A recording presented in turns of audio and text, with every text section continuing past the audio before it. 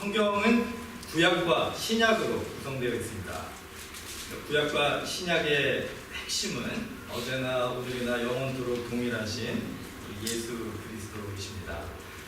그런데 그 성경을 이제 구약 따로 신약 따로 이렇게 읽다 보면은 구약과 신약에서 소개하는 그 하나님이 조금 다르다라는 그런 느낌을 받을 때가 있습니다. 구약 성경에서는 조금 그 엄하시고 그 율법을 강조하시고 그 공의를 강조하시는 하나님을 느끼게 되고, 신약에서는 좀 따뜻하고 자비롭고 사랑을 강조하시는 그 하나님을 우리가 느끼게 됩니다. 그래서 구약과 신약에서 이렇게 좀 다르게 받아들이는 느껴지는 하나님을 우리가 생각할 때 사람들이 구약은 공의의 하나님을 우리에게 소개해주고 신약은 사랑의 하나님을 소개해준다, 이렇게 생각을 이제 하고 구분을 하기도 합니다.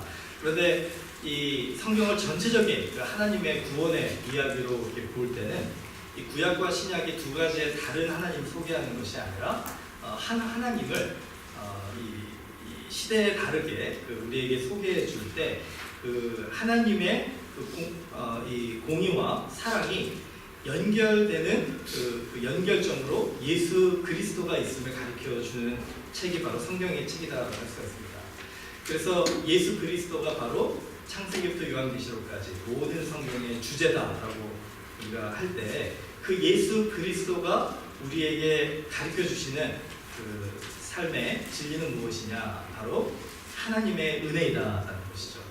예수님이 이 땅에 오신 이유도, 또 예수님께서 십자가를 지신 이유도, 예수님께서 부활을 통하여 우리에게 소망을 주신 이유도 바로 하나님의 은혜를 우리에게 가르쳐 주시기 위한 그 이유 때문에 이 모든 일들이 이루어졌다는 것입니다. 그래서 결론적으로 성경의 핵심은 바로 하나님의 은혜를 아는 것이다 라고 얘기할 수 있습니다. 2019년 우리가 그 표를 정했죠. 하나님과 동행하는 삶을 살기를 소망하는 우리 크리스찬의 모습, 또 우리 교회의 모습을 우리 같이 만들어가기를 소망하면서 이렇게 정했습니다. 여러분, 하나님을 동행한다라고 우리가 얘기를 할 때 흔히 생각할 때 그것이 우리에게 짐이 되고 부담이 되고 또 하나의 그런 그 해야 되는 일처럼 여겨질 때가 있습니다. 근데 제가 참 권면하고 싶은 거는 그 하나님과 동행하는 삶, 하나님과 동행하는 크리스찬, 하나님과 동행하는 교회에는 무엇이 있어야 되냐면은 즐거움이 있어야 된다는 거예요. 왜냐? 하나님과 동행을 할 때 우리는 하나님의 은혜를 체험하기 때문에 그렇습니다. 오늘 여러분의 삶 속에 하나님의 은혜가 있으시다면, 그리고 그 은혜가 여러분의 삶을 정말 하나님과 연결시켜주는 그 예수 그리스도의 이 구원의 사역 속에서 여러분을 붙들고 있다면은 여러분의 마음 속에도 즐거움이 있어요. 여러분 오늘 즐거우십니까? 네. 예. 우리 옆에 계신 분들에게 좀 인사를 하셔야 예. 즐겁게 삽시다. 별로 안 즐거우신 것 같아가지고. 예. 안 즐거우실 수도 있습니다. 예. 그렇지만 즐겁다라고 하는 거는요, 명령을 해가지고 되는 건 아닌 것 같아요. 저번에 몇 주 전에 제가 같이 이렇게 묵상했듯이 기뻐하라도 기뻐하라고 강요한다고 해서 기뻐지는 건 아니잖아요. 이 하나님의 은혜로 즐거워지는 것도 우리가 즐거워야지 이렇게 노력하고 서로 즐거워합시다라고 서로에게 인사하고 서로에게 이렇게 권면한다 그래도 즐거워지는 건 아닌 것 같아요. 지금 오늘 내 마음에 그냥 세상적인 그런 즐거움이 아니라 하나님께서 주시는 즐거움이 있다면 여러분은 정말 하나님 앞에 감사하셔야 되는 것이 여러분은 하나님의 은혜를 아는 사람이기 때문에 그렇습니다. 만약에 여러분의 마음속에 오늘 하나님께서 주시는 이 즐거움을 아무리 내 마음을 이렇게 살펴봐도 좀 찾기가 어렵다라고 하신다면 여러분의 마음속에 지금 하나님께 갈급해하는 마음이 있어야 돼요. 왜냐하면 우리의 삶 속에 가장 중요한 것이 무엇이냐? 성경에서 가장 중요한 것을 제가 하나님의 은혜라고 했잖아요. 우리의 삶 속에서 가장 중요한 것도 하나님의 은혜라는 것입니다. 그 하나님의 은혜가 있는 사람들은 마음에 즐거움이 있고 하나님의 은혜가 없는 사람들은 마음에 즐거움이 없는 거예요. 거의 정확합니다. 여러분의 마음속에 오늘 하나님이 주시는 이 즐거움이 없다면 여러분의 마음에 하나님의 은혜가 지금 고갈되어 가고 있는 것이다라고 생각하시면 돼요. 그럼 회복하셔야 됩니다. 오늘 이 예배의 자리에서 우리가 하나님의 은혜로 회복해야 돼요. 이게 바로 하나님이 우리에게 주시는 동행의 기쁨이다라고 할 수가 있습니다. 자, 같이 우리가 좀 묵상하고 싶은 노래가 하나 있어요. 오늘 같이 동영상에서 들으셨지만 나 같은 죄인 살리신이라는 찬양입니다. 여러분 이 찬송 너무 좋아하시죠?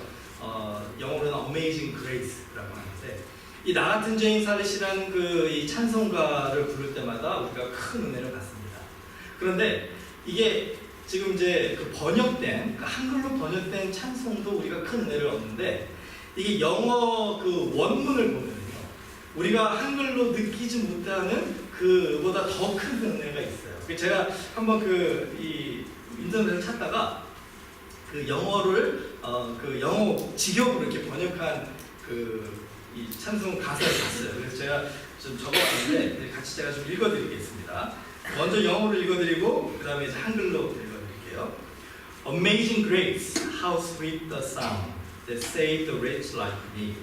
I once was lost, but now am found. Was blind, but now I see. 나 같은 비천한 사람을 구원하셨더니 얼마나 감미로운 소리인가. 나 한때 길 잃고 헤매었으나 이제는 찾은 바 되었고 나 한때 눈먼 소경이었으나 이제는 보게 되었네. 'Twas grace that taught my heart to fear and grace my fear to relieve. How precious did that grace appear the hour I first believed. 내 마음의 두려움을 알게 하신 것도 주님의 은혜요. 그 두려움에서 구원하신 것도 주님의 은혜로다. 내가 처음 믿었던 그 순간에 나타나신 주님의 은혜 얼마나 귀하신 것인가. Through many dangers, toils and snares I have already come. His grace hath brought me safe thus far, and grace will lead me home. 수많은 위험과 노고와 유혹에 덧을지나 나 이제 여기까지 이르렀도다. 여기까지 무사히 이르게 하신 것 주님의 은혜요. 그 은혜가 날 본향에 이르게 하시리. When we've been there 10,000 years, bright shining as the sun, we've no less days to sing God's praise than when we first begun. 우리 1000년 동안 그곳에 있을 동안 해같이 밝게 빛나며 우리 처음 믿게 될 때 주님을 찬양하는 것보다 더 찬양하는 세월을 누리게 되리. 좀 생소한 가사리라 생각을 삽니다. 하지만 이게 바로 존 뉴턴이 처음에 어메이징 그레이스를 작곡할 때 그 감정을 한글로 그대로 표현한 것이다라고 할 수가 있어요. 여러분 존 뉴턴에 대해서 아시는 분이 많이 계시라고 알지만 영국의 노예를 파는 그런 상인이었습니다.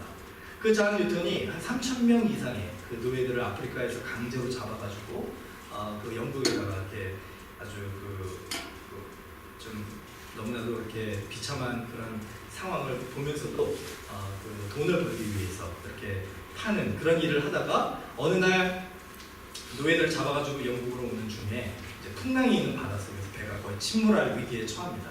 그때 이제 존 뉴턴이 거기에서 이제 막 죽을 것 같으니까 두려움과 막 불안감과 이제 막 절망 속에 있다가 딱 기억이 난 것이 무엇이냐면 어렸을 때 들었던 어머니의 기도 소리였던 거예요. 그게 이제 생각이 납니다. 그래서 그때 존 뉴턴이 하나님 앞에 간절하게 기도를 하게 돼요. 하나님 나를 구해주세요. 나를 구해주세요. 그 기도 속에 하나님이 놀라운 은혜를 Amazing Grace를 존 뉴턴의 마음속에 부어주신 겁니다. 그래서 그가 그때 자기가 얼마나 정말 형편없는 죄인이었는가, 죄인 중에 괴수라고 존 뉴턴이 이렇게 자기를 설명을 합니다. 얼마나 큰 죄인이었는가를 깨닫게 되고 그런 죄인임에도 불구하고 하나님이 보여주신 그 사랑이 얼마나 크고 놀라운가를 깨닫게 되고 그때 존 뉴턴의 삶이 변하게 되는 거예요. 그래서 이제 영국으로 돌아와서 그 노예를 파는 그런 일들을 다 그만두고 그 뒤로부터는 죽는 날까지 이 영국의 노예 제도를 없앴는데 아주 전심전력을 다합니다. 그리고 목회자가 돼서 하나님의 이 사랑의 복음을 전하는, 이 놀라운 은혜의 복음을 전하는 일에 이제 평생을 바치게 되는 거예요. 그 역사가들을 얘기하는 것은 이 존 뉴턴과 또 윌버포스라는 그 존 뉴턴을 찾아가서 그에게 멘토십을 받으면서 성장한 정치인이거든요. 이 둘 때문에 영국에서 그 노예 제도가 없어지게 되었다라는 평가를 할 정도로 그 존 뉴턴의 그 인생이 하나님께 귀히 쓰임을 받게 됩니다. 그 존 뉴턴이 하나님께 이렇게 변화를 받은 후에 쓴 노래가 바로 이 Amazing Grace, 나 같은 죄인 살리심이라는 찬양이다. 여러분, 존 뉴턴이 경험했던 그 놀라운 은혜, 그 은혜가 오늘 이 예배 속에서 우리에게 주시기를 원하시는 은혜라는 것입니다. 여러분, 우리가 체험하는 은혜와 그 존 뉴턴이 경험했던 은혜를 우리가 한번 비교해 볼 때 우리에게도 그가 경험했던 그 감격, 그 감동, 그 놀라운 변화들이 날마다 정말 우리 그 하나님의 은혜 가운데 우리에게 전달되고 있는가, 경험하고 있는가. 만약에 그렇지 않다면은 우리에게는 정말 이 뉴턴이 경험했던 그런 놀라운 은혜라고 하기에는 조금 부족한 그런 마음에 항상 우리에게 남아있다고 한다면 도대체 뭐가 문제일까? 우리가 경험하는 은혜와 그가 경험했던 은혜의 차이점 도대체 무엇인가? 오늘 두 가지로 혹시 여러분의 삶 속에 이 은혜에 대한 좀 그 질문이 있으시거나 이 놀라운 은혜를 아직까지 깊이 체험하지 못하셨다면 이 두 가지를 좀 깊이 묵상하면서 다시 한번 하나님 앞에 나아가는 저희들이 바랍니다. 자, 우리의 그 은혜를 정말 다시 한번 돌아보면서 놀라운 은혜를 사모한다면 가장 먼저 생각해야 되는 것이 뭐냐면 이 하나님의 Amazing Grace, 놀라운 은혜는 율법의 다스림에서 자유하는 것이다. 저를 좀 따라해 주세요. 은혜는 율법의 다스림에서 자유하는 것입니다. 여러분, 그 몇 주 전에 제가 그 마가복음 10장을 통해서 이 부자 청년에 대해서 같이 나눈 적이 있죠.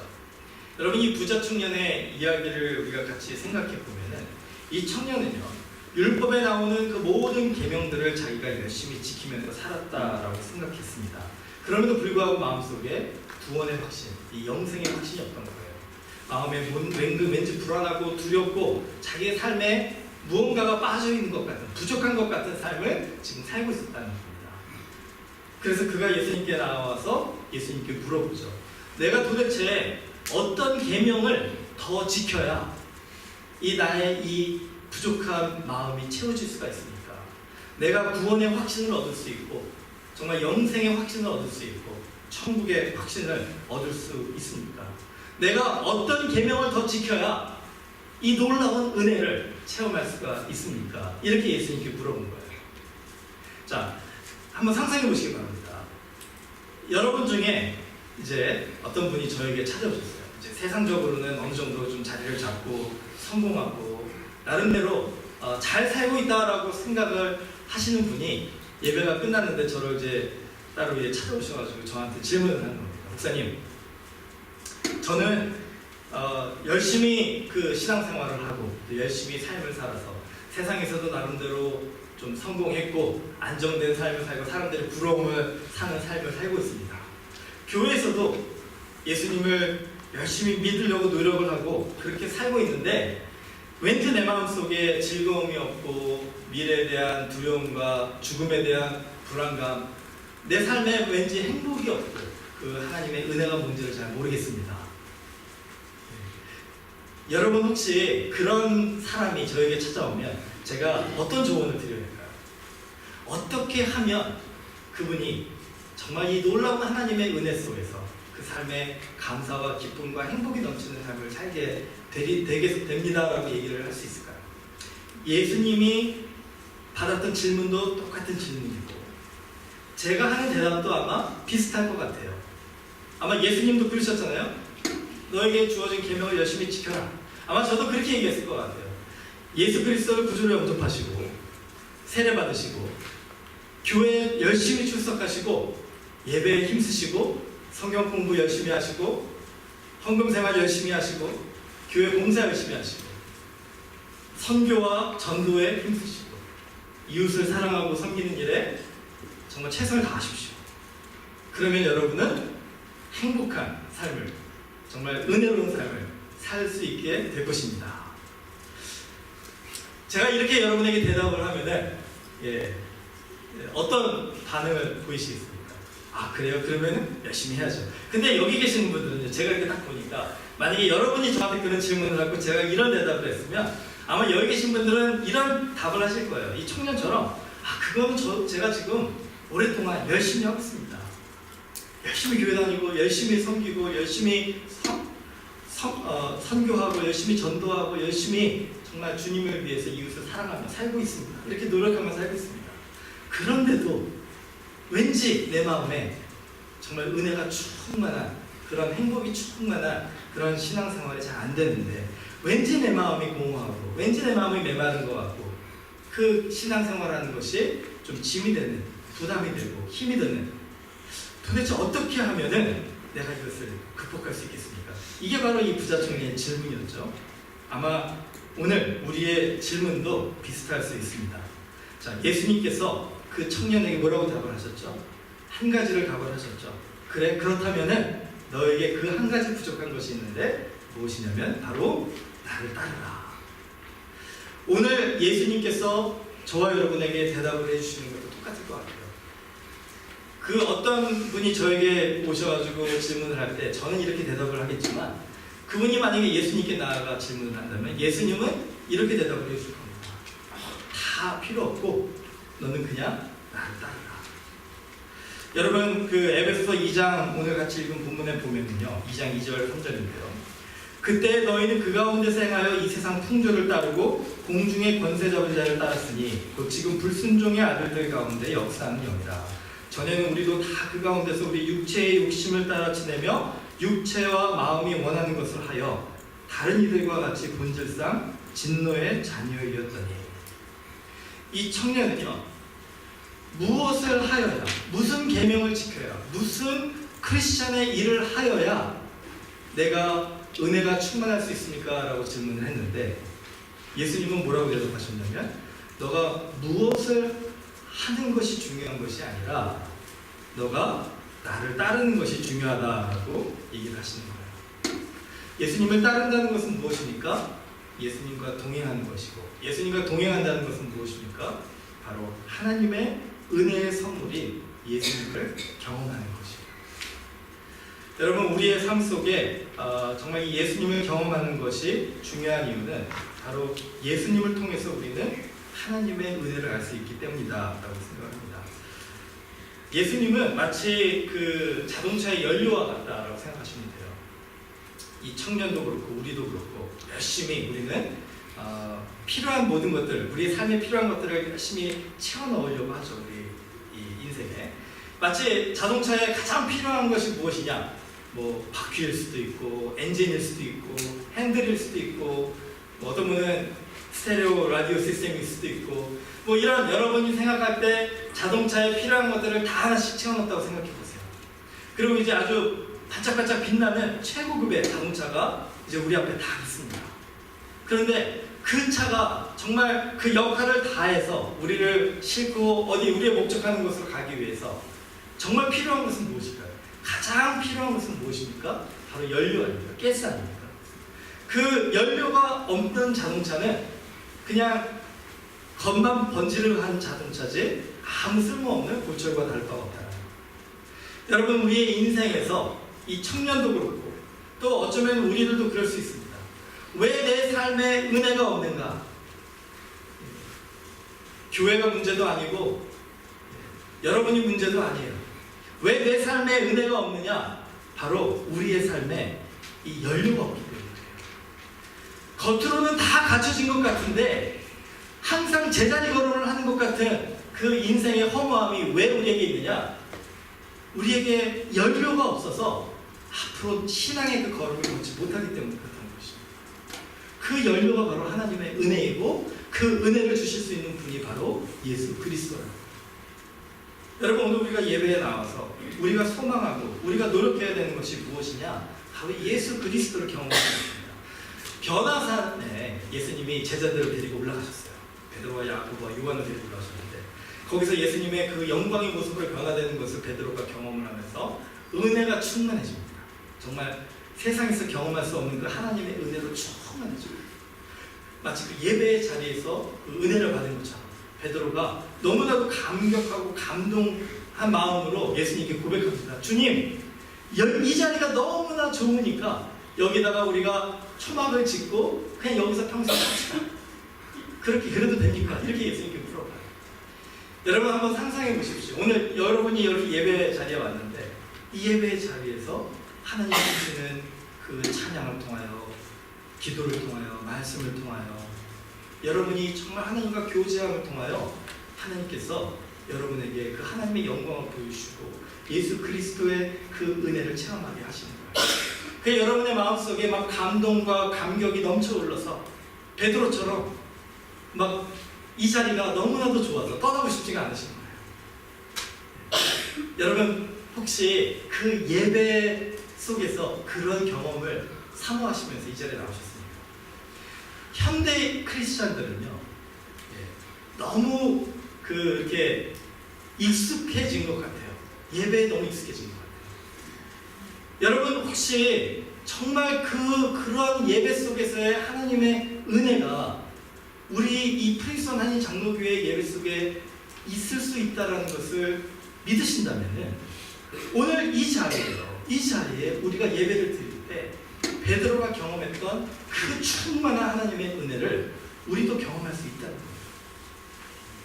우리가 그것을 경험하지 못하고 매주 예배를 드리다가 보니까 어느 순간부터는 그 기대조차 하지 않게 되는 거예요. 그 사모함조차 우리 안에 없어집니다. 그냥 주일날 예배는 예배지.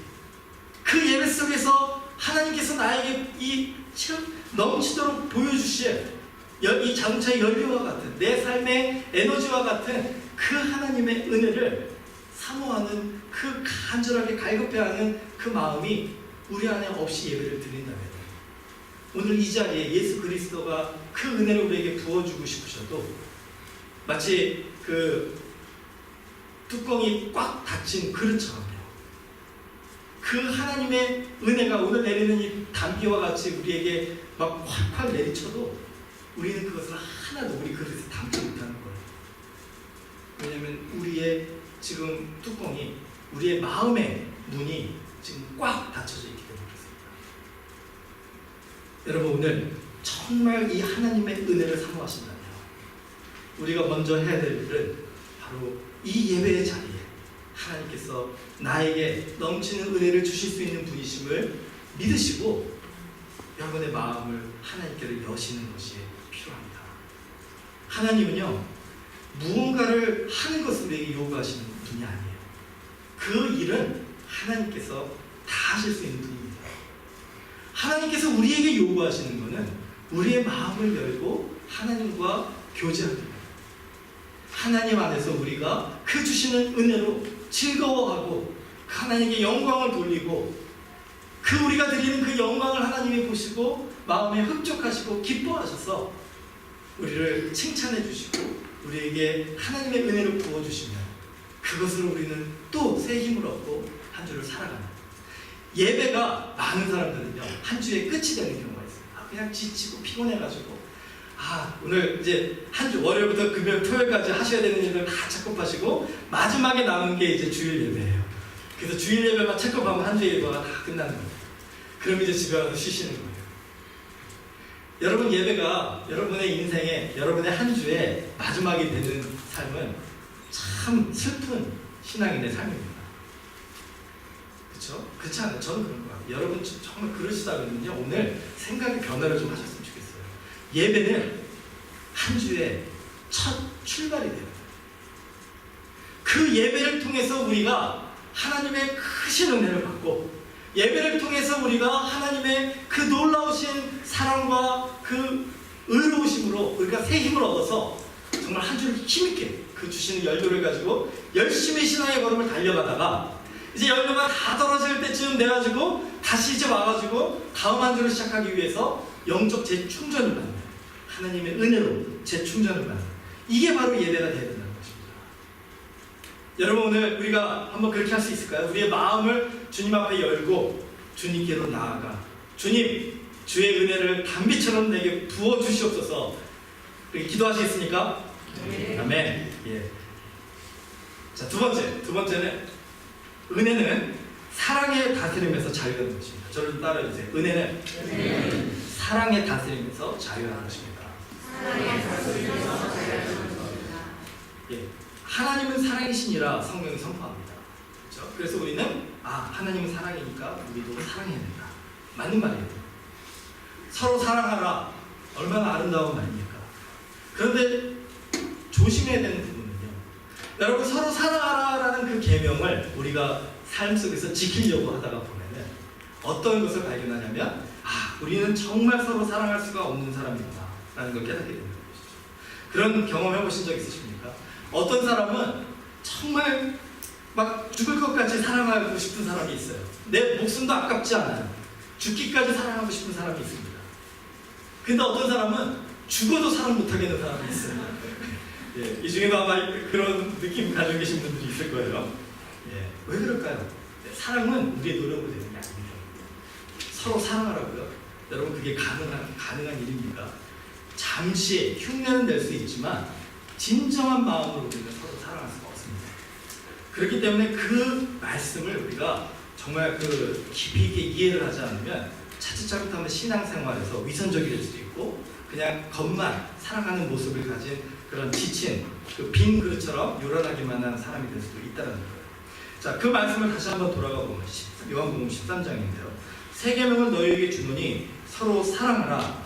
내가 너희를 사랑한 것 같이 너희도 서로 사랑하라. 예수님은 우리에게 서로 사랑하라고 말씀하셨지만 우리의 사랑으로 사랑하라고 하지 않으셨어요. 우리의 노력으로 사랑하라고 하지 않으셨습니다. 우리가 이 틀에 그냥 갇혀버리면은 그냥 사랑이라는 것이 입에 배버려가지고요. 마치 우리의 힘으로, 우리의 노력으로 사랑을 하지 않으면 죄를 짓는 것 같이 생각할 때가 있어요. 여러분, 서로 사랑하지 못해도 괜찮습니다. 옆에 있는 사람이 정말 내가 사랑해야 되는데 사랑이 되지 않아요. 예, 그래도 괜찮아요. 여러분이 잘못하는 거 아닙니다. 그냥 우리의 모습이 그런 거예요. 그렇기 때문에 예수님께서 우리에게 내가 너희를 사랑한 것 같이 너희도 사랑하라. 나의 사랑으로 너희가 서로 사랑하는 것을 명령하시는 것입니다. 그것을 우리가 하면은 하나님은 그것으로 만족하신다는 거예요. 자, 예수님은 우리에게 보여주신 사랑이 뭡니까? 에베소서 2장 4절 말씀이죠. 긍휼이 풍성하신 하나님이 우리를 사랑하신 그 큰 사랑을 인하여 허물로 죽은 우리를 그리스도와 함께 살리셨고 너희는 은혜로 구원을 받은 것이라. 예수님께 한 율법 교사가 찾아와서 이런 질문을 합니다. 누가 내 이웃입니까? 그 얘기 잘 아시죠? 선한 사마리아에 있는 이야기죠. 누가 내 이웃입니까? 그랬더니 예수님이 이렇게 대답을 하세요. 이 비유를 통해서 얘기하십니다. 어떤 사람이 길을 가다가 강도를 만났습니다. 그래서 막 매를 맞고 다 물건을 뺏기고 그 여리고의 그 길에 막 지금 죽게 된 거예요. 쓰러져서. 근데 한 레위인이 지나가고 한 제사장이 지나갑니다. 근데 그 두 사람은 자기가 하는 일들이 너무나도 바빠서 그 사람을 보고도 그냥 지나쳐가요. 근데 어떤 사마리아인은 그 장사를 하러 가는 그 이제 평소에 다니는 길이었는데 그 사람을 보고 마음에 긍휼함을 갖게 되고 그 사람을 지나가지 않고 그 사람을 낙에 실어서 이제 영안을 데려가서 치료해주고 거기서 쉼을 얻게 하고 회복할 때까지 경비를 다 제공을 해줍니다. 자, 그런 후에 예수님이 질문을 하세요. 이 세 사람 중에 누가 강도 만난 자의 이웃이 되겠느냐? 자, 이 율법교사는 뭐라고 질문을 했냐면 내 이웃이 누구입니까? 라고 질문을 했습니다. 그럼 우리가 생각할 때는 도움이 필요한 사람이 우리의 이웃이다라고 생각을 할 거예요. 그렇죠? 여러분 중에 정말 서로 사랑하라라는, 내가 너희를 사랑한 것 같이 너희도 서로 사랑하라 이렇게 얘기를 하시면 우리가 이제 사랑하기 위해서 지금 이제 필요한 것이 뭡니까? 그 사랑을 받아야 될 이웃이잖아요. 그래서 도움이 필요한 이웃이잖아요. 그래서 우리는 열심히 우리의 이웃을 찾아봅니다. 누가 도움이 필요한, 누가 강도 만나는 자인가. 자, 우리는 그래서 우리의 이웃을 찾아다니는 거예요. 이 율법교사도 동일한 마음으로 질문한 겁니다. 누가 내 이웃입니까? 근데 예수님은 뭐라고 답하십니까? 누가 내 이웃이냐는 질문에 누가 그의 이웃이 되어주었냐고 답하셨다는 거예요. 누가 이웃인 것은 중요하지 않습니다. 누가 이웃이냐가 중요한 것이 아니라 내가 누구의 이웃이 되어주었느냐가 중요하다라는 거예요. 제가 이 말씀을 묵상하면서 많이 회개했어요. 저희 연초에 제가 잠깐 나눈 적이 있습니다. 우리가 정말 이 프린스턴 지역에서 정말 우리 가난하고 어려운 사람들을 돕는 교회가 되자. 아마 기억하실 거예요. 그래서 우리 이제 정말 봉사부도 만들고 여러분에게도 제가 많이 권면을 했습니다. 그리고 나서 아마 이런 얘기도 드렸을 거예요. 이 프린스턴 지역을 제가 돌아보면서 참 이렇게 도움이 필요한 사람들을 찾기가 쉽지 않다. 어느 정도 좀 여기는 그래도 좀 이렇게 안정된 지역이기 때문에 트렌턴에 가보면은 참 많은데 여기는 별로 없는 것 같다. 제가 이렇게 말씀을 드렸던 기억이 나실 겁니다. 오늘 말씀을 묵상하면서 제가 이게 너무나도 많이 묵상한 말씀인데 한 번 더 하나님이 깨닫게 해주시고 회개케 하시더라고요. 누가 내 이웃입니까? 라는 질문을 저도 모르게 저도 했던 거예요. 저 트렌턴에 사는 가난한 사람들, 정말 힘들어하는 사람들, 그 사람들을 보니까 내가 도와줘야 될 이웃이구나 라고 생각을 했는데 그것이 바로 이 율법교사의 생각이었다는 거죠. 예수님이 오늘 우리에게 주시는 저와 여러분에게 주시는 도전은 뭐냐면 우리가 우리의 이웃을 찾지 말고 지금 나는 다른 사람의 이웃이 지금 되어주고 있는가, 다른 사람이 나를 볼 때 그들의 이웃이라고 생각하는 사람이인가 아닌가를 먼저 질문해 보라는 거예요. 내가 지금 사마리아인인가가 중요한 거지 내 주변에 감동하는 사람이 있느냐 없느냐가 중요한 것이 아니다라는 거죠. 자, 그런 마음으로 오늘 좀 주변을 돌아보시기 바랍니다. 여러분, 오늘 우리 교회 안에 지금 이 앉아있는 예배실에 있는 우리 형제 자매들 중에 여러분 누구의 이웃이 되어주셔야 되겠습니까? 우리 중에 지금 도움이 필요한 사람이 누군가를 찾지 마시고 돌아보시다가 하나님께서 여러분에게 지금 누구의 이웃이 되어주라고 마음을 주셨다면 지금 여러분이 아무의 이웃도 되어주지 못하고 있다면 그러면 우리는 회개해야 됩니다. 내가 누가 그 강동하는 자의 이웃이 되겠느냐라고 질문하신 게 오늘 우리에게 주신 질문입니다. 지금 여러분 중에 지금 그 주변을 돌아보면서 우리 너무나도 익숙한 우리 성도들이지만 가족 같은 성도들이지만 우리 중에 이 강동하는 자들이 있다는 거예요. 그러면 그 사람에게 찾아가서 그 사람의 이웃이 되어줄 책임은 우리에게 있는데 지금 나는 무엇을 하고 있는가? 우리 옆에 계신 분들에게 좀 잠깐 우리 같이 권면을 해줄까요? 우리 서로의 이웃이 되어줍시다.